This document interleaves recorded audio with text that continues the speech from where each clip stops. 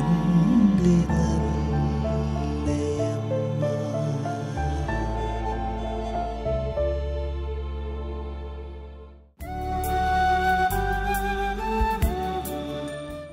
Charismatic രംഗത്ത് വളരെ പ്രസിദ്ധനായ സുവിശേഷ പ്രഘോഷകനാണ് ആലപ്പുഴ ജില്ലയിലെ പൂങ്കാവിടവകാംഗമായ ഇടുക്കി തങ്കച്ചൻ. ആലപ്പുഴ സ്വദേശിയാണെങ്കിലും അദ്ദേഹത്തിൻ്റെ ആദ്യകാല പ്രവർത്തന മേഖല ഇടുക്കി ജില്ലയായിരുന്നു. കരിസ്മാറ്റിക് നവീകരണ മേഖലയിലെ കേരള സർവീസ് ടീമിൽ നിരവധി വർഷമായി സ്തുത്യർഹമായ സേവനം കാഴ്ചവെക്കുന്ന ഇദ്ദേഹം ഇന്ത്യക്ക് അകത്തും പുറത്തുമായി ധാരാളം വചന ശുശ്രൂഷകൾ നടത്തിപ്പോരുന്നു. തൻ്റെ ജീവിതം മുഴുവൻ കർത്താവിനായി സമർപ്പിച്ച് ഏകസ്ഥ ജീവിതം നയിക്കുന്ന ഇദ്ദേഹം തൻ്റെ ജീവിതത്തിൽ പരിശുദ്ധ അമ്മ കടന്നു വന്ന അനുഭവങ്ങൾ പങ്കുവെക്കുകയാണിവിടെ. ലീജിയൻ ഓഫ് മേരി എന്ന സംഘടനയിൽ അംഗമായി മറിയത്തെ തൻ്റെ ജീവിതത്തിൻ്റെ ക്യാപ്റ്റനായി തിരഞ്ഞെടുത്ത ഇദ്ദേഹത്തിന് പരിശുദ്ധ അമ്മയുടെ വലിയ ഇടപെടലുകൾ അനുഭവിക്കാൻ സാധിച്ചു. ദാരിദ്ര്യം നിറഞ്ഞ കുട്ടിക്കാലം മുതൽ ജോലി മേഖലകളിലും ധ്യാന ശുശ്രൂഷകളിലും ഇന്നോളം അമ്മ കടന്നുവന്ന് വഴി നയിച്ച അനുഭവങ്ങൾ അദ്ദേഹം പങ്കുവയ്ക്കുന്നു. എന്നെ അടുത്തറിയാവുന്ന പലരും പറയാറുണ്ട്, ആ ക്യാപ്റ്റനോടൊന്ന് പറയണമേ എന്ന് പറഞ്ഞുകൊണ്ട് മാനസിക വ്യഥയുള്ളവരും ശാരീരിക രോഗപീഠകളുള്ളവരും പല പ്രശ്നങ്ങളും ആവശ്യപ്പെടാറുണ്ട്. എൻ്റെ പ്രധാന കാരണം ചെറുപ്പം മുതൽ തന്നെ മാതാവിനോട് അടുത്ത ഭക്തിയും മാതാവിനോട് ചേർന്ന് പല കാര്യങ്ങളും ജീവിതത്തിൽ അഭ്യസിക്കുവാൻ കർത്താവ് എനിക്ക് കൃപ തന്നു. അതുകൊണ്ട് തന്നെയാണ് എൻ്റെ മറിയത്തോടൊത്തുള്ള ജീവിതം ആരംഭിക്കുന്നത്. ഞാൻ 9ാം ക്ലാസ്സിൽ പരീക്ഷ എഴുതി വെക്കേഷൻ നിൽക്കുമ്പോഴാണ് ഇടവകയെന്ന് വികാരിച്ചൻ പറഞ്ഞു, ഇവിടെ ലീജൻ ഓഫ് മേരിയുടെ ഒരു ജൂനിയർ പ്രൊസീഡിയം തുടങ്ങണം. അങ്ങനെ ആ ജൂനിയർ പ്രൊസീഡിയത്തിൽ അംഗമായി ഞാൻ. അന്ന് മുതൽ മറിയത്തോടടുത്ത് ജീവിക്കുവാൻ സഹായിക്കുന്ന രീതിയിൽ ലീജൻ ഓഫ് മേരി എന്നെ വളരെയധികം എൻ്റെ ജീവിതത്തെ സ്വാധീനിക്കാൻ തുടങ്ങി. അതോടൊപ്പം തന്നെ എൻ്റെ ദേവാലയം ആലപ്പുഴ പൂങ്കാവ് പള്ളി എന്ന് പറയുന്നത് അവർ ലേഡി ഓഫ് അസംഷൻ ചർച്ചാണ്. സ്വർഗാരൂപിത മാതാവിൻ്റെ നാമധേയത്തിലുള്ള പള്ളിയാണ്. അവിടെ ഒരു വലിയ, ഇപ്പോഴതൊരു 5 അടിയേ തോന്നത്തുള്ളെങ്കിലും എൻ്റെ ആ ചെറുപ്രായത്തിൽ എനിക്ക് തോന്നിയിരുന്നത് ഒരു 6 അടി നീളമുള്ള മാതാവായിട്ടാണ്. ഞാൻ പലപ്പോഴും മാതാവിൻ്റെ അടുക്കൽ പോയി പള്ളിയിൽ ചെന്ന് കഴിഞ്ഞാൽ ആദ്യം മാതാവിൻ്റെ മുഖത്തേക്ക് നോക്കും, മാതാവിനോട് കുറച്ച് നേരം എന്തെങ്കിലും കാര്യങ്ങൾ എൻ്റെ ജീവിതത്തിലെ കാര്യങ്ങൾ പറയും. ഞാൻ ആ രൂപത്തിൽ എന്നതിനേക്കാൾ ഉപരിയായി മാതാവിൻ്റെ ഈ സ്വർഗാരൂപിത മാതാവിൻ്റെ ജീവിതത്തോട് വളരെയധികം ഇഴുകിച്ചേരുന്ന രീതിയിൽ എന്നെ ചെറുപ്പത്തിലെ തന്നെ കർത്താവ് നയിക്കാൻ തുടങ്ങി. ഞാൻ ഓർക്കുന്നു, ലീജൻ ഓഫ് മേരി ചേർന്നപ്പോഴാണ്. ലീജൻ ഓഫ് മേരിയുടെ ഉദ്ദേശവാക്യം ഇതാണ്: ലോകത്തിനും അതിൻ്റെ നശീകരണ ശക്തികൾക്കുമെതിരായി തിരുസഭ നടത്തുന്ന സമരത്തിൽ നിസ്വാർത്ഥമായ സേവനം ചെയ്യുവാൻ സ്വയം സമർപ്പിതരായ അൽമേയരുടെ സമൂഹം. ഇതിലെ ലോകത്തിൽ എങ്ങനെയാണ് ദൈവരാജ്യത്തിൻ്റെ പടയാളിയായി ജീവിക്കേണ്ടത് എന്നതിൻ്റെ പരിശീലനം കിട്ടുന്ന ചെറുപ്പകാലത്തിലെ തന്നെ ചില 1-2 സംഭവങ്ങൾ ഞാൻ നിങ്ങളോട് പറയാൻ ആഗ്രഹിക്കുകയാണ്. അത് എപ്രകാരം എന്നെ സ്വാധീനിച്ചുവെന്ന്. ഒന്നാമത്തെ കാര്യം ഇതാണ്: ജീവിതത്തിലെ ചില പരിപരുത്ത യാഥാർത്ഥ്യങ്ങൾ നേരിടുമ്പോൾ ആ സമയങ്ങളിൽ ഈ ദൈവരാജ്യത്തിൻ്റെ മകനാണ് ഞാനെന്നുള്ളത്, മറിയത്തിൻ്റെ സൈനികനാണ്. മറിയം ഒരിക്കലും ഈ ലോകത്തിൻ്റെതല്ല, സ്വർഗ്ഗലോക രാജ്ഞിയാണ്. അവൾ സ്വർഗത്തിൻ്റെ രാജ്ഞിയാണ്. അതുകൊണ്ട് തന്നെ ഉന്നതങ്ങളിലേക്ക് നോക്കി ജീവിതത്തെ കരുപ്പിടിപ്പിക്കുവാൻ ഏറെ സഹായമായ ഒന്നാണ് ലീജൻ ഓഫ് മേരിയിലെ മെമ്പർഷിപ്പ്.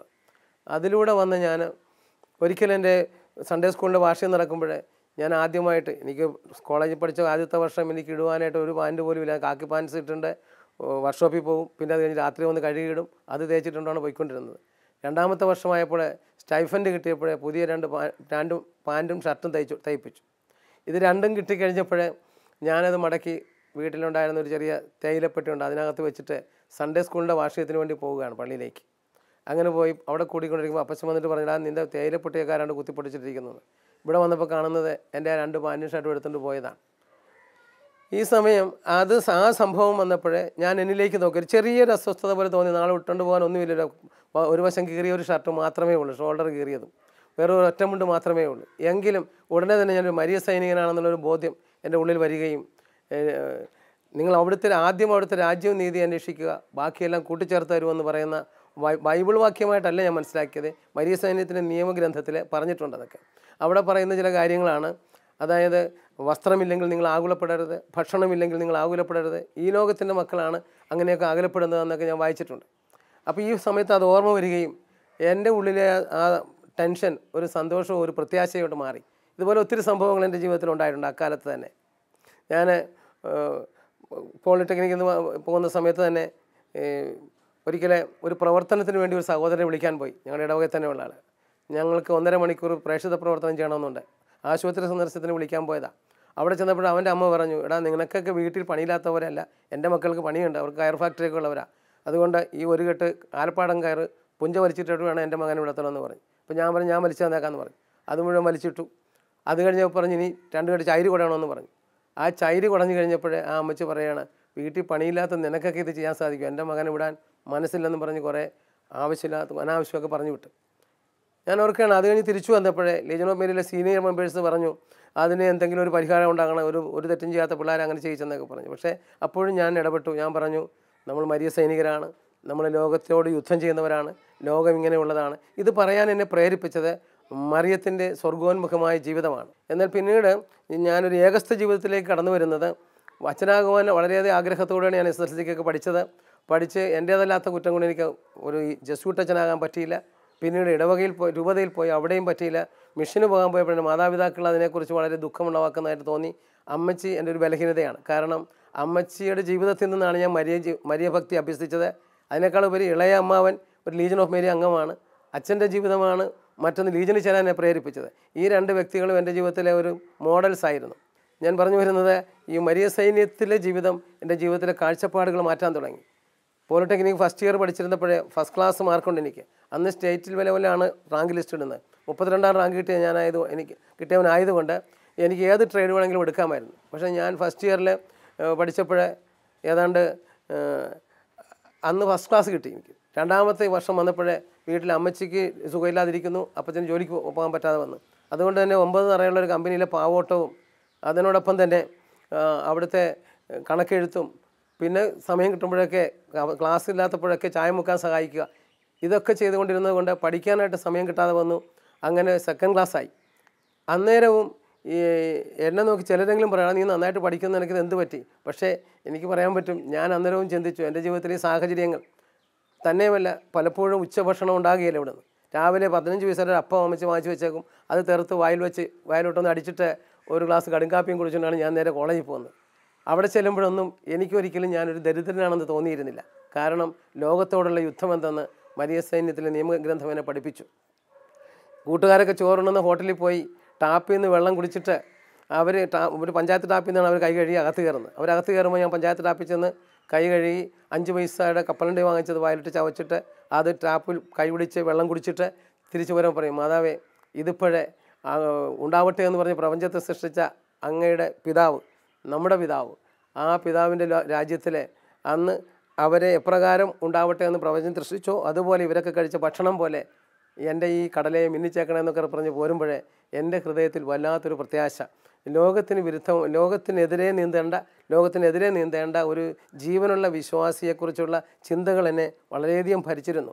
അതിനെന്നെ സഹായിച്ചത് ഞാൻ 1974 അച്ഛനാകാനൊന്നും പോകാൻ പറ്റാതെ വന്നപ്പോൾ പൂങ്കാവ് പള്ളിയിലെ സ്വർഗാരൂപത മാതാവിൻ്റെ രൂപത്തിൻ്റെ മുമ്പിൽ പോയി ഒറ്റയ്ക്ക് ആരുമില്ലാതെ ഒരു സമയത്ത് കുറച്ച് സമയം പോയി നിന്നിട്ട് പറഞ്ഞു, മറിയമേ ഞാൻ മുഴുവൻ നിൻ്റേതാകുന്നു, എനിക്കുള്ളതെല്ലാം നിൻ്റേതാകുന്നു. ഇന്നു മുതൽ ലോകത്തിനും അതിൻ്റെ നശീകരണ ശക്തികൾക്കുമെതിരായി തിരുസഭ നടത്തുന്ന സമരത്തിൽ നിസ്വാർത്ഥമായ സേവനം ചെയ്യുവാൻ സ്വയം സമർപ്പിക്കുന്നു എന്ന് പറഞ്ഞുകൊണ്ട് ഒരു ഏകസ്ഥ ജീവിതത്തിലേക്ക് വന്നു. അന്ന് മുതൽ വളരെ തീവ്രതയോടെ, കാരണം എനിക്കൊരു കമ്മ്യൂണിറ്റിയുടെ സപ്പോർട്ടില്ല, മറ്റാരുമില്ല, അതുകൊണ്ട് തന്നെ നിയമഗ്രന്ഥം എൻ്റെ ജീവിതത്തിൻ്റെ ഒരു വഴികാട്ടിയായി പിടിച്ചുകൊണ്ട് അതിൽ പറയുന്നത് അക്ഷരം പ്രതി അനുസരിക്കുവാനുള്ളൊരു തീക്ഷ്ണമായൊരു അഭിനിവേശം എനിക്കുണ്ടായി. അതാണ് എൻ്റെ എൻ്റെ ആധ്യാത്മിക ജീവിതത്തിലെ ആദ്യകാലത്തെ അനുഭവങ്ങൾ. പ്രത്യേകിച്ച് മാതാവിൻ്റെ ഇടപെടൽ പലപ്പോഴും എനിക്ക് കാണാൻ സാധിച്ചിട്ടുണ്ട്. മേഘങ്ങൾക്കിടയിൽ പ്രഭാതതാരം പോലെ അത്യുന്നതന്റെ ഗേഹത്തിനു മീതെ ജ്വലിക്കുന്ന സൂര്യനെ പോലെ. 1980 ജൂലൈ 3-ാം തീയതിയാണ് ഞാൻ ഇടുക്കിയിലേക്ക് പോകുന്നത്. ഇടുക്കിയിലൊരു ടെക്നീഷ്യനായിട്ട് ഒരു കമ്പനി ജോലി കിട്ടി. ആ ജോലിയിൽ ആയിരിക്കുന്ന കാലത്ത് 81 ഫെബ്രുവരി മാസത്തിലാണ് ആലപ്പുഴ കൈതവനപ്പള്ളി ഞാൻ ധ്യാനം കൂടുന്നത്. ആ ധ്യാനത്തോടു കൂടി എൻ്റെ സമർപ്പിത ജീവിതത്തിലും അതോടൊപ്പം തന്നെ മാതാവിനുള്ള ബന്ധത്തിലും കുറേ കൂടെ വ്യക്തതയും ആഴവും കിട്ടി. കാരണം ഞാനൊരു സൈനികനാണെന്ന കാര്യം ആരോടും പറഞ്ഞിട്ടില്ല. പക്ഷേ എനിക്ക് ആദ്യം കിട്ടിയ സന്ദേശം ഇതാണ്: എൻ്റെ മകനെ, നീ യേശുക്രിസ്തുവിൻ്റെ കൃപാവരത്തിൽ നിന്നും ശക്തി സ്വീകരിക്കുക. എന്നിൽ നിന്നും കേട്ടവ മറ്റുള്ളവരൊക്കെ പഠിപ്പിക്കാൻ കഴിവുള്ള വിശ്വസ്തരായ ആളുകൾക്ക് പകർന്നു കൊടുക്കുക. സൈനിക സേവനത്തിൽ ഏർപ്പെട്ടിരിക്കുന്ന പടയാളി തന്നെ സൈന്യത്തിൽ ചേർത്ത ആളിൻ്റെ ഇഷ്ടം നിറവേറ്റാനുള്ളതിനാൽ മറ്റു കാര്യങ്ങളിൽ തലയിടാറില്ല. ഒരു മരിയ സൈനികനാണ് ഞാനെന്ന കാര്യം വേറെ ആരോടും പറയാത്ത കാര്യം കർത്താവ് അത് അഫിലിയേറ്റ് ചെയ്ത പോലെ തോന്നി. അതുകൊണ്ട് തന്നെ ഇടുക്കിയിലെ പെട്ടിയും കെട്ടി വെച്ചിട്ടാണ് ഇങ്ങോട്ട് പോകുന്നതെങ്കിലും തിരിച്ചു വന്ന് പെട്ടി അഴിച്ചു വിട്ട് അവിടെയുള്ള എല്ലാ കാര്യങ്ങളിലും പ്രവർത്തിക്കാനായിട്ട് തുടങ്ങി. ഞാൻ പറയുന്നത് ആ സന്ദർഭങ്ങളിൽ വളരെയധികം അത്ഭുതങ്ങൾ അവിടെ നടക്കാനിടയായി. 1-2 സംഭവങ്ങൾ ഞാൻ പറയാം. ഒന്ന്, ഒരിക്കൽ ഞാനിവിടെ നിന്ന് ചെന്നു. അപ്പോൾ എനിക്ക് അന്ന് അവിടെയുള്ള തൊഴിലാളികളൊക്കെ എങ്ങനെ ഇവാഞ്ചലൈസ് ചെയ്യണം. കാരണം ഞാൻ ക്രിസ്തുവിന് വേണ്ടി ജീവിക്കേണ്ടവനാണ്, ക്രിസ്തുവിനെ കൊടുക്കേണ്ടവനാണ്. ഒരു മരിയ സൈനികൻ്റെ പ്രധാനവുമായ ഉത്തരവാദിത്വം ദൈവരാജ്യത്തിൻ്റെ വിസ്തൃതിയാണ്. ആ വിസ്തൃതിക്ക് വേണ്ടി അവർ ഉപയോഗിക്കാൻ തുടങ്ങി. പക്ഷേ അവരാരും അടുക്കുന്നില്ല. അപ്പോഴാണ് ഒരു ദിവസം വൈകുന്നേരങ്ങളിൽ ഞാൻ രാവിലെ ഇവരുടെ എല്ലാവരുടെയും പേരെഴുതി വെച്ചുകൊണ്ട് മറിയത്തിൻ്റെ വിമല ഹൃദയത്തിന് ഇവരെ സമർപ്പിക്കും. എന്നിട്ട് എല്ലാവർക്കും വേണ്ടി പ്രാർത്ഥിക്കും. ഒരു ദിവസം കൂലി കൊടുക്കേണ്ട ദിവസം ചില്ലറ മാറാൻ പോയിട്ട് തിരിച്ചു വന്നപ്പോഴേ ആ 27 തൊഴിലാളികളിരിക്കുന്ന ഒരു വിങ്ങ് പുക കൊണ്ട് മൂടിയിരിക്കുന്നു. അവിടെ തീ പിടിച്ചു. ഞാൻ അങ്ങോട്ടല്ല ഓടിയത്, ഞാൻ നേരെ ബാത്റൂമിലേക്ക് ഓടി. കാരണം അന്ന് അവിടെ ആരും നവീകരണത്തിനൊന്നും വന്നിട്ടില്ല. അച്ഛനും ഒരു 5 കന്യാസ്ത്രീകളൊക്കെ ഉള്ള സ്ഥലമാണ്. അപ്പോൾ അവർക്ക് മനസ്സിലായി ഞാനവിടെ നിന്ന് പ്രാർത്ഥിച്ചാൽ. അതുകൊണ്ട് തന്നെ ഞാൻ ബാത്റൂമിലേക്ക് കയറിയിട്ട് പറഞ്ഞു, മറിയമേ, ഞാൻ അങ്ങയുടെ വിമല ഹൃദയത്തിന് സമർപ്പിച്ച എൻ്റെ മക്കളെ ഒന്നും സംഭവിക്കരുതെന്ന് ഞാൻ പ്രാർത്ഥിച്ചു. അതിനുശേഷം അവിടുത്തെ മണവാളനായ പരിശുദ്ധാത്മാവിനാൽ ഈ വെള്ളത്തെ ഔഷധമാക്കി മാറ്റണമേ. കാരണം അവിടെ നിന്നും 50 കിലോമീറ്ററെങ്കിലും അകലെ തൊടുപുഴ വരണം ഒരു വ്യക്തി പൊള്ളലേറ്റാൽ ചികിത്സിക്കാൻ. അതിനുള്ള സന്ദർഭം അവിടെ ഇല്ലെന്ന്. അതുകൊണ്ട് അങ്ങനെ പ്രാർത്ഥിച്ചിട്ട് ആ വെള്ളം കൊണ്ടുവന്ന് അച്ഛൻ്റെ കൊടുത്തു. അച്ഛൻ വന്ന് പ്രാർത്ഥിച്ചു കൊടുക്കാൻ പറഞ്ഞു. ആ ഒരു കുട്ടിയെ തീയിൽ നിന്നും പൊക്കിയെടുത്തുകൊണ്ട് വരുന്നുണ്ട്. അവളുടെ പിരികം കത്തിയെന്നോ മുഖം കത്തിയെന്നൊക്കെ പറയുന്നുണ്ട്. മരുന്നുമൊക്കെ പുരട്ടി വല്ലാതെ ഇരുത്തിരിക്കുക. ആ കുട്ടിക്ക് ആ വെള്ളം കൊടുത്തു. അടുത്ത ദിവസം രാവിലെ ഞങ്ങൾ ഒരു ടൂറ് പോകണമായിരുന്നു. ഞാൻ നോക്കുമ്പോൾ രാവിലെ ഏറ്റവും ആദ്യം അവളാണ് നടന്നു വന്നത്. അവൾക്കൊന്നും സംഭവിച്ചില്ലെന്നും പറഞ്ഞു. കൂടാതെ അവിടെ എന്താ സംഭവിച്ചതെന്നറിയാതെ ഈ പിള്ളേരുടെ അവിടെ പുക വരുന്നത് കണ്ടുകൊണ്ട് ഞാൻ അവിടെ നിന്ന് പുറത്തോട്ടിറങ്ങി വന്നപ്പോൾ എല്ലാവരും കൂടെ പ്രൈസ് ദി ലോർഡ് എന്ന് പറഞ്ഞ് സ്തുതിക്കുന്നത് കേട്ടു. ഞാൻ ഓടിച്ചെന്നപ്പോൾ അവർ പറഞ്ഞ കാര്യം 27 തൊഴിലാളികൾ ഹാളിൻ്റെ നടുക്ക് നിൽപ്പുണ്ട്. അതിന് ചുറ്റും ഫ്ലെയിം ഇങ്ങനെ കിടന്ന് കറങ്ങി. ഏതാണ്ട് 10 ബണ്ടിൽ തീപ്പെട്ടിക്കുള്ള മരുന്നിനാണ് തീ പിടിച്ചത്. ആ തീപിടുത്തത്തിൽ ഭയങ്കരമായ ഫ്ലെയിം ഉയർന്നു. വേണമായിരുന്നെങ്കിൽ അവിടെ 130 കിലോ ക്ലോറേറ്റ് ഓഫ് പൊട്ടാഷ് ഇരിപ്പുണ്ട്. അത് പൊട്ടിയാൽ ഇടുക്കി ഡാം വരെ തകരത്തക്ക രീതിയിലുള്ളൊരു അവസ്ഥയാണ്. പക്ഷേ അവിടെ ഒന്നും സംഭവിച്ചില്ല. ഈ നേരെ എയർ ഹോളുണ്ട് മുകളിൽ. ആ ഹോളിലൂടെ ഫ്ലൈ പ്രൂഫ് നെറ്റടിച്ച പ്രൂഫായിരുന്നു. ആ ഫ്ലൈ പ്രൂഫ് നെറ്റെല്ലാം ഉരുകി താഴെ വീണ് ഫ്ലെയിം അതിലെ പുറത്തോട്ട് പുകയും ഇതും വരുന്നു. അതിന് താഴെ ഒരു സ്ക്രീനിൽ കിടന്ന സാരി, ഈ പിള്ളേരുടെ ഡ്രസ്സുകൾ, ഇതൊക്കെ ഉണ്ടായിരുന്നു. അതിനൊന്നും പൊള്ളലേറ്റില്ല. ഞാൻ പറയുന്നത് അത്ഭുതകരമായ ഒരു മാതാവിൻ്റെ ഇടപെടലായിട്ടാണ് ഞാൻ കാണുന്നത്. അത് ഞങ്ങളുടെ കമ്പനിയുടെ ദിശാബോധം ഉള്ള കമ്പനിയാക്കി. എല്ലാവരും പ്രാർത്ഥിക്കാൻ വന്നു. എല്ലാവരും ഞാൻ പറയുന്ന പോലെയൊക്കെ പ്രാർത്ഥിക്കാൻ തുടങ്ങി. അതൊരു സംഭവം. മറ്റൊരു സംഭവം, ഒരിക്കൽ കർത്താവ് എന്നെ ഭയങ്കരമായിട്ട് ഉപയോഗിക്കാൻ തുടങ്ങി. ഒരു സൈനികൻ എന്ന നിലയിൽ, ഒരു ആലപ്പുഴക്കാരൻ എന്നുള്ളൊരു തോന്നലേ ഇല്ലാതെ അടുത്തുള്ള ഇടവകളിലൊക്കെ ഇറങ്ങി പ്രവർത്തിച്ചു. തൊട്ടടുത്ത ഇടവകയിലെ അച്ഛനോട് ഞാൻ പറഞ്ഞു, അച്ഛൻ അടുത്ത പ്രദക്ഷിണത്തിന് ഇവിടെ 50 പേരെ ബൈബിളും പിടിച്ചുകൊണ്ട് യുവജനങ്ങൾ നടക്കുന്നൊരു സംഭവം ഞാൻ നേർന്നെന്ന് പറഞ്ഞു. അതിനച്ഛൻ അതിനെന്താ ചെയ്യുന്നത് പറഞ്ഞു. ഞാൻ ഇതുപോലെ മറിയത്തിൻ്റെ വിമല ഹൃദയത്തിന് സമർപ്പിച്ചാൽ എനിക്കറിയാൻ സംഭവിക്കുമെന്ന്. പിറ്റേ വർഷം ഞാൻ അത് തന്നെ ചെയ്തു. അത് കണ്ടുകൊണ്ടൊരു അച്ഛൻ പറഞ്ഞു, തൻ്റെ ഇടവകയിൽ കുറേ മദ്യപാനികളും വഴക്കാളികളും ഉണ്ട്, അവരെ ഒന്ന് സ്വാധീനിക്കാൻ പറ്റുമെന്ന് ചോദിച്ചു. ഞാൻ ഓരോ വീടുകളിലും പോകുന്നതിന് മുമ്പേ മറിയത്തിൻ്റെ വിമലത്തിന് ഹൃദയത്തിന് സമർപ്പിക്കും. അവിടം വരെ ഒരു ക്യാപ്റ്റൻ്റെ ഒപ്പം നടക്കുന്ന പോലെ മാർച്ച് ചെയ്ത് ചെല്ലും. പറയുന്നതൊക്കെ അവർ കേൾക്കുന്ന ഒരു അവസ്ഥ വന്നു. ഒരു ദിവസം ഞാൻ ഓർക്കുന്നു, ഒരു മനുഷ്യനെ ഇതിലേക്ക് വിളിക്കാൻ വേണ്ടി പോയി. ഗില്ലിമുട്ടിൽ കൊച്ചേടെന്ന് പറയും. കാരണം ഇത് പേര് പറയുന്നതിന് വിഷമമില്ല, കാരണം അവരൊക്കെ സാക്ഷ്യം പറയുന്നവരുമാണ്. അദ്ദേഹം ഇപ്പോൾ മരിച്ചും പോയി. ആ അദ്ദേഹത്തെ കാണാൻ ചെന്നപ്പോഴാണ് ഞാൻ അറിയുന്നത് അദ്ദേഹം റോഡിലൂടെ മദ്യപിച്ചിട്ട് വരുന്നു. അദ്ദേഹത്തിൻ്റെ കൈയുടെ വണ്ണമേ എനിക്കുള്ളൂ. ഉള്ളിലൊരു ഭയം പോലെ തോന്നി. പെട്ടെന്ന് ഞാൻ തിരിച്ച് മുറിയിലേക്ക് വന്നു കഴിഞ്ഞപ്പോഴേ ഞാൻ പറയും, മാതാവ് എന്നോട് പറഞ്ഞു, എടാ നീ യുദ്ധക്കളത്തിൽ നിന്ന് തിരിച്ചു വന്ന ഒരാളെ പോലെയാണ് എനിക്ക് അമ്മയെ ഫേസ് ചെയ്യാൻ തന്നെ ഒരു വിഷമം. ഞാൻ ക്യാപ്റ്റനോട് വിഷമം പറഞ്ഞ് നേരെ കവന്ന് കിടന്ന് ഒരു ജപമാല എത്തിച്ചു. പിന്നെ എണീറ്റിരുന്നൊരു ജപമാല എത്തിച്ചു. 153 മണി ചൊല്ലി സമർപ്പിച്ചു. ആ മകനെ കൊണ്ടുവരാൻ നീ തന്നെ ഇടപെടണം. 3-ാം ദിവസം ആ മനുഷ്യൻ അവിടെ ഒരു ധ്യാനം തുടങ്ങുമ്പോഴേ ഒരു ബൈബിള് ന്യൂസ് പേപ്പറിൽ പൊതിഞ്ഞുകൊണ്ട് വരുന്നു. എടാ കൊച്ചനെ, ഞാനൊരു ധ്യാനം കൂടാൻ തീരുമാനിച്ചെന്ന്. ആ ധ്യാനം അദ്ദേഹത്തെ ജീവിതത്തെ ഭയങ്കരമായിട്ട് മാറ്റി. ഇതുപോലെ ധാരാളം സംഭവങ്ങളുണ്ട്. മരിയേ, നീ എൻ്റെ മനസ്സിൻ്റെ ദീപം. ഓ മാതേ മരിയേ. മരിയേ നീ എൻ്റെ മനസ്സിൻ്റെ ദീപം. മറിയത്തെ ജീവിതത്തിൻ്റെ ക്യാപ്റ്റനായി എടുത്ത സമയം മുതൽ ചെറിയ ചെറിയ കാര്യങ്ങളിൽ പോലും എൻ്റെ ക്യാപ്റ്റൻ ഇടപെടുന്നത് ഞാൻ കണ്ടിട്ടുണ്ട്. എൻ്റെ ഉദാഹരണമായിട്ടൊരു സംഭവം പറയാം. ഒരിക്കൽ സർക്കാർ ഓഫീസിൽ എല്ലായിടത്തും തന്നെ കമ്പ്യൂട്ടറൈസേഷൻ വരുന്നതിൻ്റെ ഭാഗമായി ആദ്യമായി ബ്ലോക്കിലെ പിയാൻഡന്മാരെയാണ് ട്രെയിനിങ് വിളിച്ചത്. ഞാനന്ന് block office Alappuzha Kanjikuzhi block ഓഫീസിൽ ജോലി ചെയ്യുകയാണ്. ഞാൻ ട്രെയിനിങ്ങിന് തിരുവനന്തപുരത്ത് ചെന്നു. ട്രെയിനിങ്ങിന് എന്നോടൊത്തുണ്ടായിരുന്നത് വളരെ എക്സ്പേർട്ടായിട്ടുള്ള ഒരു കമ്പ്യൂട്ടറിനെ കുറിച്ച് അറിയാവുന്ന ഒരാളാണ്. 2 പേരാണ് ഒരു ടേബിളിൽ. എക്സാമിനേഷൻ സമയമായപ്പോൾ അവന് ഭയങ്കര വിഷമമുള്ള പോലെ എനിക്ക് തോന്നി. എന്നെപ്പോലെ ഒരു കമ്പ്യൂട്ടറിൻ്റെ മൗസ് പിടിക്കാൻ പോലും അറിയാത്തില്ല പാർട്ടിയെ കൊണ്ട് ഈ പരീക്ഷയ്ക്ക് അപ്പിയർ ചെയ്താൽ തോറ്റു പോകുമെന്നൊരു ഭയം അവനുള്ളതുപോലെ തോന്നി. ഞാൻ അവനോട് പറഞ്ഞു, താങ്കൾ മുകളിലത്തെ നിലയിൽ പൊക്കോ, ഞാൻ താഴത്തെ നിലയിൽ പൊക്കോളാന്ന് പറഞ്ഞു. ഞാൻ അവിടെ യാതൊരു പരിചയമില്ലാത്ത ഒരാളുടെ കൂടെ പോയി നിന്നു. ഞാൻ ക്യാപ്റ്റനോട് പറഞ്ഞു, ക്യാപ്റ്റൻ ഒബ്ജക്റ്റീവ് ടൈപ്പ് ക്വസ്റ്റ്യനാണ്, ഈ ക്വസ്റ്റ്യനിൽ യാതൊന്നും തന്നെ എനിക്കറിയത്തില്ല, പക്ഷേ ക്യാപ്റ്റൻ ഇതിനകത്തുനിന്ന് പാസ്സായാലല്ലേ എനിക്കിനി അടുത്ത് അവിടെ ചെന്ന് കമ്പ്യൂട്ടർ ചെയ്യാനും എനിക്ക് പറ്റത്തില്ലെന്നറിയാം, അവിടെയും ക്യാപ്റ്റൻ തന്നെ നയിക്കുമെന്ന് ഞാൻ വിശ്വസിക്കുന്നു എന്നൊക്കെ പറഞ്ഞ് ഒന്ന് പ്രാർത്ഥിച്ചിട്ട് ഞാൻ മാറി നിന്നു. റിസൾട്ട് വന്നപ്പോൾ എനിക്ക് A+ഉം എക്സ്പേർട്ടായിട്ടുള്ള പാർട്ടിക്ക് A ആയിപ്പോയി. ഞാൻ പറയുന്നത് അതൊരു ഇടപെടൽ.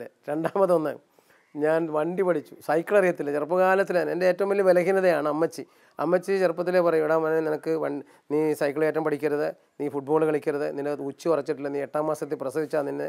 ഇങ്ങനെ അമ്മച്ചിക്ക് എപ്പോഴും എന്നെക്കുറിച്ച് ഇങ്ങനെ ഒരു കാര്യത്തില്ല. എൻ്റെ ഒരു വിഷയം അമ്മച്ചിയുടെ മുമ്പിൽ വെച്ച് അമ്മച്ചിയോടെ ധിക്കരിച്ച് പറയാൻ എനിക്ക് കഴിഞ്ഞാൽ പോലും അമ്മച്ചിയിൽ നിന്ന് അകന്നു കഴിഞ്ഞാൽ ഒരു കാരണവശാലും അമ്മച്ചി പറഞ്ഞിരുന്ന് മാറാൻ പറ്റില്ല. അതുകൊണ്ട് എനിക്ക് സൈക്കിൾ കയറ്റം അറിയത്തില്ല, ഇതൊന്നും അറിയത്തില്ല. അങ്ങനെ ഇരിക്കുന്ന ഞാനാണ് ഇടുക്കിയിൽ നിന്നും ആലപ്പുഴയിലേക്ക് ട്രാൻസ്ഫറായി വന്നപ്പോൾ ഇവിടുത്തെ ഫീൽഡ് വർക്കും സുവിശേഷ വേലയും കൂടെ ഒരുമിച്ച് കൊണ്ടുപോകാൻ എനിക്ക് പറ്റുന്നില്ല. അപ്പോൾ ഞാൻ പറഞ്ഞു, ഏതായാലും വണ്ടി പഠിക്കാതെ പറ്റത്തില്ല. ആ വണ്ടി പഠിക്കലൊരു അത്യാവശ്യമായപ്പോൾ ഞാൻ അമ്മയോട് പറഞ്ഞു, ക്യാപ്റ്റൻ വണ്ടി പഠിക്കുന്നതിന് വേണ്ടി ഞാൻ ആദ്യം വളരെയധികം പരിശ്രമിച്ചു. ആ പരിശ്രമങ്ങളിൽ ആദ്യത്തെന്ന് പറഞ്ഞാൽ ജീസസ് യൂത്ത് എറണാകുളത്ത് കൊണ്ടുപോയി എൻ്റെ ഒരു വണ്ടി വാങ്ങിച്ച് MIT വണ്ടി വാങ്ങിച്ച് അവിടെ കൊണ്ട് വെച്ചു. അവർ ഒരു 10-15 പ്രാവശ്യം ശ്രമിച്ചിട്ട് പറഞ്ഞ്, സൈക്കിൾ അറിയാൻ പറ്റാത്ത താങ്കൾ പഠിപ്പിക്കാൻ പ്രയാസം തങ്കച്ചായ, ഞാനിത് ഉപേക്ഷിച്ചേക്കാൻ പറഞ്ഞു. അങ്ങനെ ഞാൻ ആ വണ്ടി അവർക്ക് കൊടുത്തേച്ച്. അത് കഴിഞ്ഞ് വന്നു ചേർത്തലക്കാർ പറഞ്ഞ്, ഏത് പഠിക്കാത്തവരെ ഞാൻ പഠിപ്പിക്കുമെന്ന് പറഞ്ഞ് മീൻ കച്ചവടക്കാരായ 2-3 പേര് കൂടെ വന്നു. അവരെന്നെയും കൊണ്ട് നടന്ന് ഒരുത്തൻ്റെ കാലൊടിഞ്ഞപ്പോൾ അവനും വണ്ടി പഠിപ്പിക്കൽ നിർത്തി. അടുത്തൊരാൾ പറഞ്ഞ്, ആലപ്പുഴയിലെ ഒരു പാട്ടുകാരൻ ജസ്റ്റിൻ എന്നോട് പറഞ്ഞ്, തങ്കച്ചായ ഏത് പഠിക്കാത്തവനെ വണ്ടി പഠിപ്പിക്കുന്നവനാണ് ജസ്റ്റിൻ, ആണെങ്കിൽ ഞാൻ വന്നേക്കാന്ന് പറഞ്ഞ് ചെന്നു. അവിടെ സ്കൂട്ടർ ഫാക്ടറിയുടെ ഗ്രൗണ്ടിൽ ഒരു റൗണ്ട് ഓടിച്ചു. അത് കഴിഞ്ഞപ്പോൾ എനിക്കൊരു കോൺഫിഡൻ്റായി. ഞാനും ഒന്ന് ഓടിച്ചിങ്ങോട്ട് വന്ന് അവൻ അതിൽ നിന്ന് വിട്ടു. ഞാൻ റോഡിലോട്ട് കയറിയും ഒരു വണ്ടി വന്ന് എൻ്റെ വണ്ടിയുടെ മൗടം തെറിച്ചു പോയി. ആ വണ്ടിയായിട്ട് ഇടിച്ചിട്ട് കാർ മുന്നോട്ട് മാറി നിർത്തിയിട്ട് ചോദിച്ചു, ഈ വണ്ടിയെ വന്ന ആളെന്തെന്ന് ചോദിച്ചു. അപ്പോൾ ഞാൻ പറഞ്ഞു, ഞാൻ തന്നെയാണെന്ന് പറഞ്ഞു. അപ്പോൾ അദ്ദേഹം പറഞ്ഞു, ഏതായാലും കൊള്ളാം, കാർ ഇടിച്ചിട്ടും മൗടം തെറിച്ചു പോയിട്ട് വണ്ടിയൊന്നും വീണില്ലേ. അദ്ദേഹത്തിന് ചെയ്യാവോ, സൈക്കിൾ അറിയില്ലാത്തതുകൊണ്ട് ഞാൻ ചത്ത് പിടിച്ചിരിക്കുകയല്ലേ, എന്തെല്ലാം വന്നാലും വിടുന്ന വിഷയമില്ല. അപ്പം ഞാൻ പറഞ്ഞത്, അദ്ദേഹം എൻ്റെ മുഖത്ത് നോക്കിയിട്ട് ചോദിച്ചു, എവിടെ വെച്ച് പരിചയമുണ്ടല്ലോ. ഞാൻ പറഞ്ഞു, ഈ പള്ളിയിൽ 14 സ്ഥലത്ത് പ്രസംഗിച്ചാൽ ഇടുക്കി തങ്കച്ചൻ. താനെന്ന് അവിടെ പ്രസംഗത്തിൽ പറഞ്ഞില്ലേ, തൻ്റെ മാതാവ് തന്നെ സംരക്ഷിച്ചതാണ്. അങ്ങനെ അദ്ദേഹം വണ്ടി കൊണ്ടുപോയി വർക്ക്ഷോപ്പിൽ കൊടുത്തു. അദ്ദേഹം തന്നെ അവിടുത്തെ പൈസയും പേ ചെയ്തു. അതിനുശേഷം ഞാനും ജസ്റ്റിനും കൂടെ വണ്ടി എടുത്തുകൊണ്ട് വന്നു. ഞാൻ പറഞ്ഞു, ജസ്റ്റിൻ, ഇനി ഞാൻ ഒരു കാര്യം ഇതുവരെ ഞാൻ ചെയ്തത്, സാധാരണ ഞാൻ എപ്പോഴും ആശ്രയിക്കുന്ന ആളെ ആശ്രയിക്കാഞ്ഞുകൊണ്ടാണ്, താൻ പൊക്കോ, ഞാൻ ഇത് വണ്ടി ഇവിടെ കൊണ്ടുപോയി, അത് കൊണ്ടുവന്ന് IMS കൊണ്ടുവന്ന് വെച്ചേക്കാൻ പറഞ്ഞു. IMS മാതാവിൻ്റെ രൂപത്തിന് താഴെ വെച്ചിട്ട് അവൻ വീട്ടിലേക്ക് പോയി. കുറച്ച് കഴിഞ്ഞപ്പോൾ ഞാൻ അവിടെ നിന്ന് പറഞ്ഞു, മറിയമേ, നീ എൻ്റെ ക്യാപ്റ്റനാണ്. ക്യാപ്റ്റൻ എപ്പോഴും ക്യാപ്റ്റനായിരിക്കണം. അതുകൊണ്ട് വണ്ടി ഓടിക്കുന്ന നേതൃത്വം അങ്ങ് എടുത്തോ. ഞാൻ അതേ വണ്ടി എടുക്കുകയാണ്, മുമ്പിലിരുന്നു കൊണ്ട് അങ്ങ് ഓടിച്ചോളണം. ഹൈവേയിലോട്ട് കയറിയാൽ എവിടെ പോയാലും ക്യാപ്റ്റന് ഈ പടയാളിയെ വേണ്ടതുപോലെ സംരക്ഷിക്കാൻ അറിയാമെന്ന് ഞാൻ നിന്നിൽ വിശ്വസിക്കുകയും ആശ്രയിക്കുകയും ചെയ്യുന്നതെന്ന് പറഞ്ഞ് വണ്ടി എടുത്തുകൊണ്ട് പോന്നു. ആലപ്പുഴ ഹൈവേ മെയിൻ തിരക്കുള്ള സ്ഥലത്തൂടെ തന്നെ എൻ്റെ വീട്ടിൽ വന്നപ്പോൾ അനിയന് പോലും അത്ഭുതം തോന്നി, ഞാൻ വണ്ടിയും കൊണ്ടുവരുന്നത് കണ്ട്. ആ വണ്ടി പിന്നെ ഓടിച്ച് നടന്നു. ഈ വണ്ടിക്ക് ലൈസൻസ് കിട്ടിയ അതിനേക്കാൾ വലിയ അത്ഭുതമാണ്. ലൈസൻസ് എടുക്കാൻ പോയി 18 പേര് ഞങ്ങളുണ്ടായിരുന്നു ആ ബാച്ചിൽ. ഞാൻ മാത്രം കാല് കുത്തു വെട്ടെടുക്കുമ്പോൾ. അപ്പോൾ സാറ് പറഞ്ഞ്, നാളെ ഇവിടെ 17 പേർക്കും ലൈസൻസ് കിട്ടും, ഇദ്ദേഹത്തിന് മാത്രം കിട്ടത്തില്ലെന്ന് പറഞ്ഞിട്ട് എനിക്ക് വിഷമമുണ്ടെന്ന് പറഞ്ഞു. അപ്പോൾ അവിടെ ഉണ്ടായിരുന്ന വേറെ 1-2 പേര് പറഞ്ഞ്, ഇയാൾ വലിയ കരിസ്മാറ്റിക്കാണ്, ഇയാൾ ഇന്ന് രാത്രി പ്രാർത്ഥിക്കുകയൊക്കെ ചെയ്യും, നാളെ എടുക്കുമെന്ന് പറഞ്ഞു. അതുപോലെ തന്നെ രാവിലെ തന്നെ ഞാൻ പറഞ്ഞു, ക്യാപ്റ്റൻ ഞാൻ 8 എടുക്കാൻ പോവാം. ഒരെട്ടെടുത്ത് അദ്ദേഹം കണ്ടില്ല, അതുകൊണ്ട് ഞാൻ അടുത്ത 8 കൂടെ എടുത്തു. അപ്പോൾ അദ്ദേഹം പറഞ്ഞു, 1 എടുത്താൽ മതി, 2 എടുക്കണ്ട എന്നും പറഞ്ഞ് അദ്ദേഹം പറഞ്ഞു വിട്ടു. അങ്ങനെ ലൈസൻസും കിട്ടി. ഞാൻ പറയുന്നത്, ചെറിയ ചെറിയ കാര്യങ്ങളെപ്പോലും ഞാൻ മാതാവിനെ ഡിപ്പെൻഡ് ചെയ്യാറുണ്ട്. കുഞ്ഞു കാര്യം മാത്രമല്ല, ഒരു വണ്ടി പ്രസംഗത്തിന് എവിടെയെങ്കിലും പ്രസംഗിക്കാൻ പോകുമ്പോഴേ വണ്ടി അത്ഭുതകരമായിട്ട് സ്പീഡ് കൂട്ടിച്ചിട്ടുണ്ട് മാതാവ്. ഒരിക്കൽ ഞാൻ കോതമംഗലത്ത് നിന്നും നേരെ ഇടുക്കിക്ക് പോവാണ്. എനിക്ക് പ്രസംഗിക്കാൻ അവിടെ ചെല്ലുന്നതിനേക്കാൾ ഒരു 15 മിനിറ്റെങ്കിലും ലേറ്റ് ആവുക വണ്ടിയുടെ സ്പീഡ് കണ്ടിട്ട്. അങ്ങനെ ഉടനെ ഞാൻ ക്യാപ്റ്റനോട് പറഞ്ഞു, ക്യാപ്റ്റൻ ആ ഡ്രൈവറെ ഒന്ന് ഉത്തേജിപ്പിച്ചേ. ഞാൻ പറഞ്ഞ മാതാവേ എൻ്റെ ഒരു നന്മ പറഞ്ഞവരെയും ചൊല്ലി അടുത്തൊരു മാതാവിൻ്റെ ജപമാല അങ്ങ് സ്റ്റാർട്ട് ചെയ്തു. അപ്പോഴേക്കും ഞാൻ നോക്കുമ്പോൾ വേറൊരു വണ്ടി ഇതിനെ ഓവർടേക്ക് ചെയ്തു. ഇവർ തമ്മിൽ ഭയങ്കര കോമ്പറ്റീഷൻ ഓട്ടം. അവസാനം എന്നെ 10 മിനിറ്റ് മുമ്പ് അവിടെ കൊണ്ടേ എത്തിച്ചു. ഇങ്ങനെ ക്യാപ്റ്റൻ പലപ്പോഴും ഇടപെടുന്ന ചെറിയ ചെറിയ കാര്യങ്ങൾ ഇടപെടുന്നത് ഞാൻ കണ്ടിട്ടുണ്ട്. തിളങ്ങുന്ന മേഘങ്ങൾക്കിടയിൽ വിളങ്ങുന്ന മഴവില്ലു പോലെ വസന്തത്തിൽ പനിനീർപ്പൂ പോലെ നീർച്ചാലിനരികിൽ ലില്ലി പോലെ മാതേ മരിയേ നീ എൻ്റെ മനസ്സിൻ്റെ ദീപം. സുവിശേഷ പ്രഘോഷണ രംഗത്ത് പലപ്പോഴും മാതാവ്, പലപ്പോഴും എന്നല്ല, ഞാൻ എപ്പോൾ പ്രസംഗിക്കുന്നെങ്കിലും മാതാവിൻ്റെ വിമല ഹൃദയത്തിൽ എന്നെ സമർപ്പിച്ചിട്ടേ ഞാൻ സ്റ്റേജിൽ കയറാറുണ്ട്. ചില സന്ദർഭങ്ങളിലൊക്കെ മാതാവ് വളരെ അത്ഭുതകരമായിട്ട് ഇടപെട്ട് ഞാൻ കണ്ടിട്ടുണ്ട്. ഉദാഹരണം പറഞ്ഞാൽ, ചിലപ്പോൾ നമ്മൾ പ്രതീക്ഷിക്കാത്തൊരു വിഷയം അവിടെ ചെല്ലുമ്പോൾ സ്റ്റേജിൽ കയറാൻ നേരത്ത് പറയും, അപ്പോൾ കർത്താവ് ഇടപെടുന്നത് ഞാൻ കണ്ടിട്ടുണ്ട്. മാതാവ് വളരെ ശക്തമായി, ഞാൻ ക്യാപ്റ്റൻ ഞാനിങ്ങനെ കയറാൻ പോകുമെന്ന് പറഞ്ഞാൽ എനിക്ക് ഉടനെ അത് ലഭിക്കാറുണ്ട്. ഉദാഹരണം പറഞ്ഞാൽ, ഒരിക്കൽ കൊല്ലത്ത് നിന്നും വിൻസെൻ്റ് പോൾ സൊസൈറ്റിയുടെ ഒരു വാർഷികത്തിന് ചെല്ലണമെന്ന് പറഞ്ഞു. ഞാനവിടെ ചെന്നു. അപ്പോൾ ഞാൻ വിചാരിച്ചൊരു ഇടവക പ്രോഗ്രാമോ വല്ലതും ആയിരിക്കുമെന്ന് വിചാരിച്ച് എന്താണെന്നൊന്നും വിശദീകരിച്ചിരുന്നില്ല. പക്ഷെ അവിടെ ചെന്നപ്പോൾ ആ രൂപതയുടെ 50-ാം വാർഷികമാണ്. ആ 50-ാം വാർഷികത്തിൽ 3 പിതാക്കന്മാരവിടെ സ്റ്റേജിലുണ്ട്. കേരളത്തിലെ അൽമേയ പ്രേക്ഷിത സംഘടനകളിലെ മിക്കതിൻ്റെയും ഓൾ കേരള പ്രസിഡന്റുമാരവിടെ ഇരിപ്പുണ്ട്. അവരൊക്കെ ആശംസ പറയാൻ വന്നിരിക്കുന്നവരാണ്. അപ്പം ഞാനവിടെ ഇരിക്കുന്ന പ്രോഗ്രാം, ഞാൻ ഒരു 3 മിനിറ്റ് ലേറ്റാണ് ചെയ്യുന്നത്, വണ്ടി ബ്ലോക്ക് ആയതുകൊണ്ട്. അവിടെ ചെന്ന് കയറിയപ്പോൾ ഇവരെല്ലാം സ്റ്റേജിലുണ്ട്. ഞാൻ അവിടെ ഇരിക്കുന്ന പേപ്പർ എനിക്ക് തന്നു പ്രോഗ്രാമിൻ്റെ. ഞാൻ വായിച്ചു നോക്കിയപ്പോഴേ ഇവരെല്ലാവരും ആശംസ പ്രസംഗങ്ങൾ. ഇടുക്കി തങ്കച്ചൻ പറയേണ്ടത് പൗലോസിൻ്റെ പ്രേക്ഷിത തീക്ഷ്ണതയെക്കുറിച്ച് 1.5 മണിക്കൂർ പ്രസംഗിക്കണം. ഞാൻ ആ സ്റ്റേജിൽ കയറുമ്പോഴാണ് ആ വിഷയം അറിയുന്നത്. ഉടനെ തന്നെ ക്യാപ്റ്റനോട് പറഞ്ഞു കഴിഞ്ഞാൽ ഇത് ചുമ്മാ അത്ഭുതമായിട്ട് സംഭവിച്ചെന്നല്ല ഞാൻ പറയുന്നത്. ഞാൻ വായിച്ച 2 പുസ്തകങ്ങൾ ഞാൻ പൗലോസിനെക്കുറിച്ച് വായിച്ചിട്ടുണ്ടായിരുന്നു. ആ 2 പുസ്തകങ്ങളിൽ നിന്നും ഇവിടെ പറയേണ്ട പ്രസക്തമായ ഭാഗങ്ങൾ എൻ്റെ മനസ്സിലേക്ക് വരാൻ തുടങ്ങി. ഞാൻ വീണ്ടും ഒരു ക്യാപ്റ്റനിൽ ആശ്രയിച്ചു. അപ്പോൾ എനിക്കൊരു 15-20 മിനിറ്റായി. പിന്നെ അത് കഴിഞ്ഞ് വരുമ്പോഴേ പിന്നെയും പറയും തോറും വേറെ വരാൻ തുടങ്ങി. പൗലോസിൻ്റെ ലേഖനങ്ങളിൽ നിന്ന് വരാൻ തുടങ്ങി. എല്ലാം കൂടി എഡിറ്റ് ചെയ്ത് മനോഹരമായൊരു ടോക്കാക്കി അവിടെ പറയാൻ എനിക്ക് സാധിച്ചു. ഇത് എൻ്റെ നവീകരണത്തിൽ വന്നതിന് ശേഷം കിട്ടുന്നൊരു ഗിഫ്റ്റാണ്. എനിക്ക് പലപ്പോഴും പ്രസംഗത്തിൽ അങ്ങനെയാണ്, എനിക്ക് നോട്ട് എഴുതി കുറിച്ച് വെച്ച് നേരത്തെ എഴുതി വെച്ച് അത് ഇങ്ങനെ ഓർഡറിൽ പറയാൻ അറിയില്ല. പക്ഷേ ജീസസ് യൂത്താണ് എന്നെ കൂടുതൽ പരിശീലിപ്പിക്കുന്നത്. ഒരുപാട് കാര്യങ്ങളിൽ അവർ ചിലപ്പോൾ 5-6 വിഷയങ്ങൾ ഉൾക്കൊണ്ടുകൊണ്ട് 1 മണിക്കൂർ പ്രസംഗിക്കാൻ പറഞ്ഞാൽ ഞാൻ ഇതുപോലെ തന്നെ എൻ്റെ ക്യാപ്റ്റനെ ആശ്രയിച്ച് കഴിഞ്ഞാൽ അവർ ഉദ്ദേശിച്ച എല്ലാ പോയിൻറ്റ്സും അതിനകത്ത് വരുത്താറുണ്ട്. ഇത് ഞാൻ വളരെ അത്ഭുതകരമായിട്ട് കണ്ടിട്ടുണ്ട്. ഇതുപോലെ തന്നെ വേറൊരു മിനിസ്ട്രിയാണ് ഫുഡ് മിനിസ്ട്രി. കഞ്ഞി വെക്കുന്നതിന് എന്നെ സഹായിക്കാറുണ്ട് ഒത്തിരി. കർത്താവ് ഞാൻ ഓൾ കേരള തരത്തിലുള്ള കൺവെൻഷനുകളിൽ പലപ്പോഴും കോർഡിനേറ്റ് ചെയ്യേണ്ടി വരുന്നിട്ടുണ്ട്. ഒരിക്കലും ഒരു all Kerala convention Saint Paul's ground HMD നടക്കുമ്പോൾ 10,000 പേര് സ്റ്റേജിലിരിപ്പുണ്ട്. അവർക്ക് 48,000 അപ്പമെങ്കിലും വേണം ഞങ്ങളുടെ കണക്കനുസരിച്ച്. കാരണം 45,000 അപ്പം എന്തായാലും വേണം. അപ്പോൾ അതനുസരിച്ച് അതിനുള്ള മാവൊക്കെ കലക്കി വെച്ചിരിക്കുകയായിരുന്നു. ഞാൻ രാത്രി ഇങ്ങനെ പറഞ്ഞു കിടന്ന് പ്രാർത്ഥിക്കുകയാണ് ഗ്രൗണ്ടിന് ചുറ്റും. പ്രാർത്ഥിച്ചുകൊണ്ടിരിക്കുമ്പോൾ 35,000 അല്ലെങ്കിൽ 38,000 എന്നൊരു ചിത്രം എൻ്റെ മനസ്സിൽ വന്നു. ഞാൻ പെട്ടെന്ന് ഓടിച്ചെന്ന് നോക്കിയപ്പോൾ എനിക്ക് തോന്നി മാവ് കുറവാണെന്ന്. ഞാൻ പെട്ടെന്ന് കുക്കിനെ വിളിച്ചു, ജോസേട്ടാ നമുക്ക് എന്ത് പറ്റി? ഞങ്ങൾ എന്നോട് സ്റ്റോറിൽ ചെന്നപ്പോൾ 2 ചാക്ക് അരി കുതിർത്ത് അവിടെ ഇരിക്കുകയാണ്. അത് ഇനിയിപ്പോൾ അരക്കാനോ ഒന്നും പറ്റില്ല. കാരണം പവർ കട്ടുള്ള സമയം രാത്രി 1:45 മണിയായിപ്പോഴേ. പിന്നെ ഞാൻ എല്ലാ വോളണ്ടിയേഴ്സിനെയും വിളിച്ച് നിർത്തി അവിടെ നിന്ന് ഞങ്ങൾ സ്തുതിക്കാൻ തുടങ്ങി. സ്തുതിച്ച് കുറച്ച് കഴിഞ്ഞപ്പോഴേക്കും കഞ്ഞി തിളച്ച് പൊങ്ങുന്ന പോലെ സ്വരം. ഞാൻ പറഞ്ഞു വട്ടച്ചെമ്പിനകത്ത് മൂടി പൊങ്ങുന്നതാണ്, ഓടിച്ചില്ല എന്ന് പറയാം. അവർ 2-3 വട്ടച്ചെമ്പുമായിട്ട് ചെന്ന് ഓവർഫ്ലോ ചെയ്ത് വന്ന മാവ് അതിനകത്ത് പകർത്തി വെച്ചു. അപ്പോഴേക്കും പെട്ടെന്ന് ഉള്ളിലൊരു തോന്നണം. ഞാൻ മാതാവിന് നന്ദി പറഞ്ഞുകൊണ്ടിരിക്കുക. അപ്പോൾ പറഞ്ഞ സമയത്ത് പെട്ടെന്നൊരു തോന്നൽ, പരിശുദ്ധാത്മാവ് എൻ്റെ ഉള്ളിൽ ശക്തമായി തോന്നിച്ചു, ഈ അപ്പം ചൂടാൻ ഈ ഇരിക്കുന്ന തകിട് പോരെന്ന്. പിന്നെ പോയൊരു 4 അടി വീതി 8 അടി നീളമുള്ള ഒരു തകിട് പാതിരാത്രിക്ക് പോയി ഒരു വീട്ടിൽ ചെന്ന് വണ്ടി ലോറി കയറ്റി ഇവിടെ കൊണ്ടുവന്നു.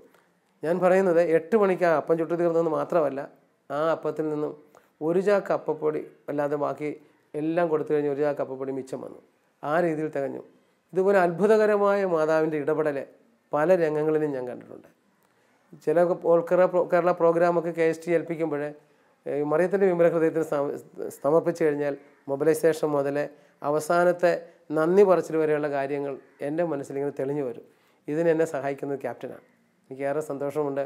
സുവിശേഷ പ്രഘോഷണ രംഗത്ത് എന്നെ നിയോഗിച്ചിരിക്കുന്നത് മറിയത്തിൻ്റെ കൊടിക്കീഴിലായതുകൊണ്ട് ആ ക്യാപ്റ്റൻ സജീവമായി നിന്നുകൊണ്ട് എന്നെ നയിക്കുന്നു.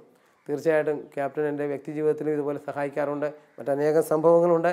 എങ്കിലും ഞാൻ 2 കാര്യങ്ങൾ മാത്രം എടുത്തു പറയുന്നു.